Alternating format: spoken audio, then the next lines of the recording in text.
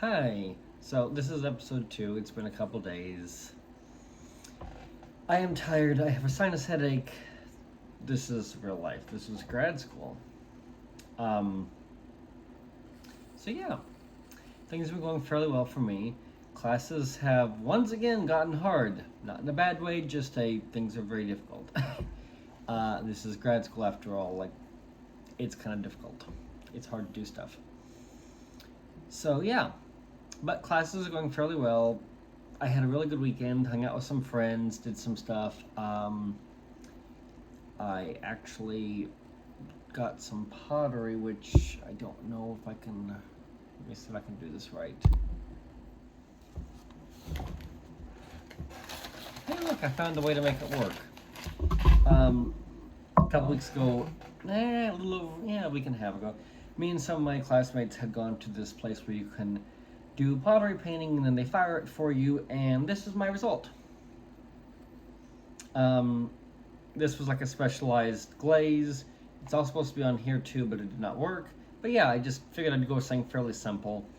Unfortunately, the green on this is not food safe, but whenever they asked me about this, I was like, I'm not going to use it for food anyway, so it doesn't matter to me if this is just too porous. Like, it just would not make a good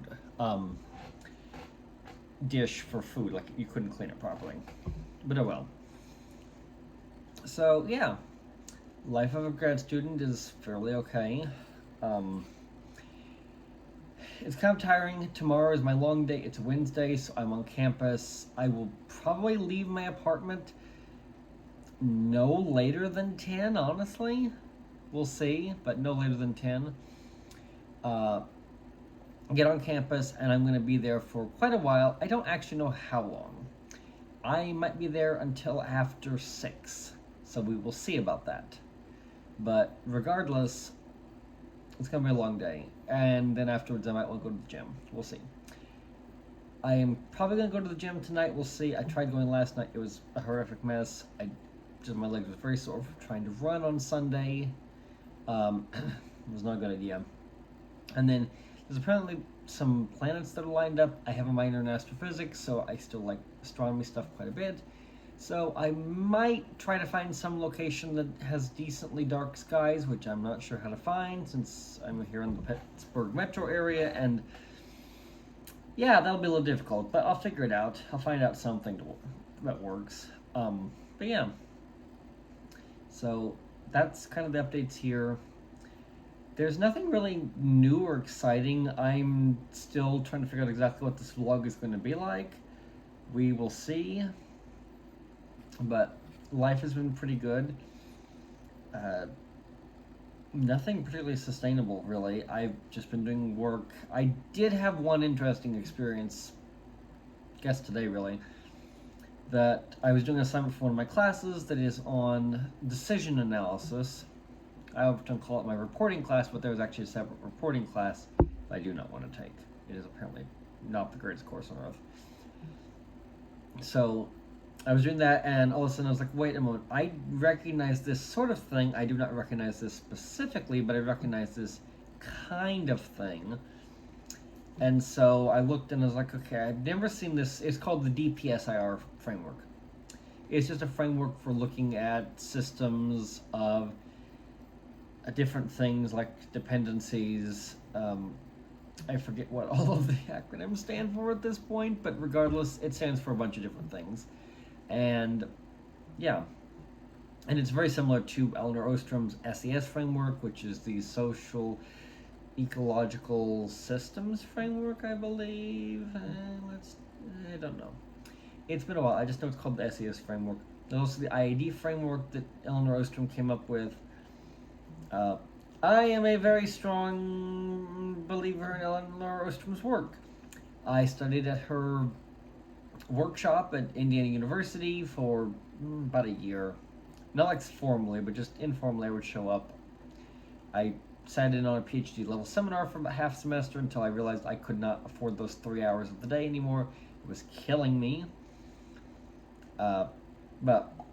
So I've read several of Elinor Ostrom's books, actually.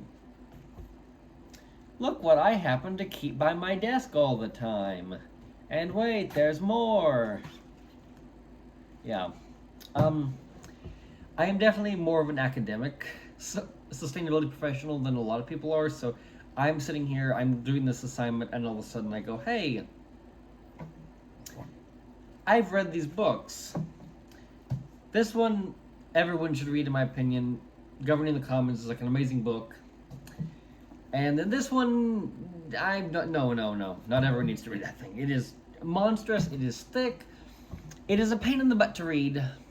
But I like it a lot. I've read it in, I think, a couple weeks, which is a very fast pace to read that monstrous book. It's called Understanding Institutional Diversity.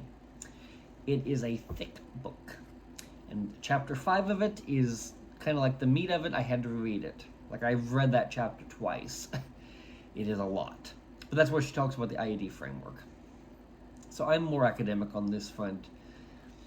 I really like sitting down and going, oh yeah, I know this person, that person. Today, when I was doing some of my responses for a discussion, I was like, wait a moment, I know that author. Because I had to look up a paper on something I was trying to find about a topic, and I was like, oh, hold on, I've met these two people. And I was like, okay, we're at that point now where I'm reading papers about people I've actually met. Love that for myself. I mean, it's really cool. It's just, I'm 23. How is it that I've met people and have the connections to do this? But I do. Because 23-year-olds are actually very productive. Not all of us. Any group of people will have their, people who are not that productive. I have been very hyper-productive. My resume is going on its 5th page at this point. If you're wondering, how do you get 5 pages of resume? One, it's kind of fluffed out. I have all my courses I've taken, certificates, languages, etc.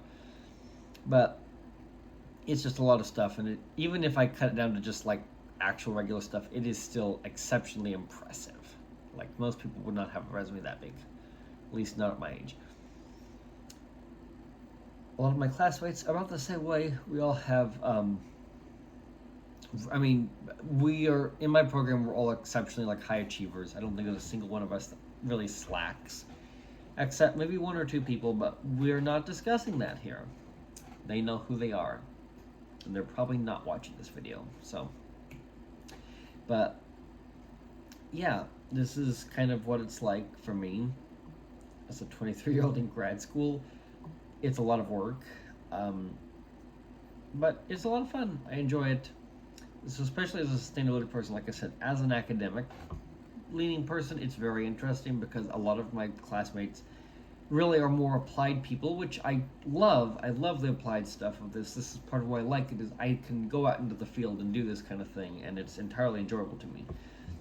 I'm also the kind of person who likes to sit down and go, oh, that's interesting, that ties into such and such paper, or oh, that reminds me of this book, or have you read this? That's the kind of thing that really gets my brain going of, how do we connect topics? And that's what interests me a lot.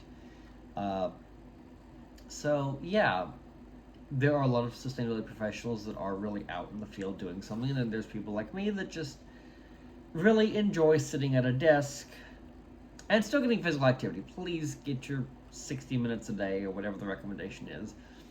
But I really enjoy just being kind of more brainy about it, like the intellectual side, because in anything you need about everything. So there need to be people who are applying this stuff, and there need people who are theorizing about it and talking about it and saying, hey, here's an ethical concern that might arise from that. Like, a lot of the stuff I'm interested in is ethics, and ecoethics is a very complicated topic. That sound in the background, I think, was something falling on my desk, but we're going to ignore it. So yeah, contrary to popular belief, there is actually a lot of people my age who are very productive, and sustainability is not just people out there hugging trees. We actually can be people sitting at a desk looking at paperwork. That is entirely sustainability work. It may not be the sustainability work most people think about, but it is still sustainability work, and it is entirely valid. So that's my update for now. I'll update again another episode later this week. Hopefully I'll get a collab with someone early next week, but we'll have to see. That's a lot of planning, but I hope to do it. But yeah, Have a good night, folks, and I will be out looking at the stars.